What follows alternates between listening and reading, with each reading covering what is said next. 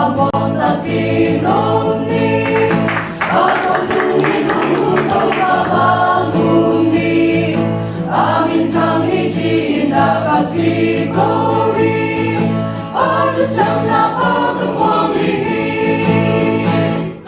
mangi, adu jamna pamoni, onggun do babasya tu jamna pamoni, adu jamna pamoni, adu jamna pamoni, onggun do babasya tu jamoni.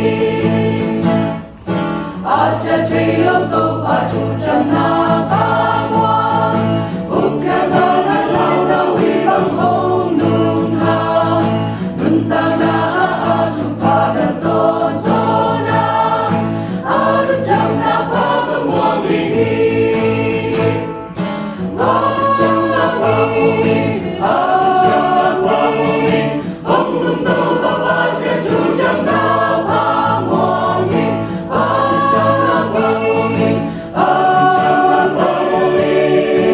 onggun do babasya tu jamoni. Tuwin adu jamna mongin ka ongmi, asipag-ohong soble kasyang dini, mona sumpan suatang tinjuka mari, adu jamna pagamwami, adu jamna pamumi, adu jamna pamumi, onggun do babasya tu jamna pamumi, adu jamna pamumi, adu jamna pamumi, onggun do babasya tu jamoni. Tupan Jesu na tu jamna kamwami,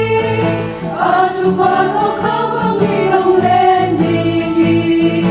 Asyang toko'y makakasautingin, adu jamna pagamwami, adu jamna pamumi, adu jamna pamumi, onggun do babasya tu jamna pamumi, adu jamna pamumi, adu jamna pamumi, onggun do babasya tu jamoni. Adu jamna pamumi,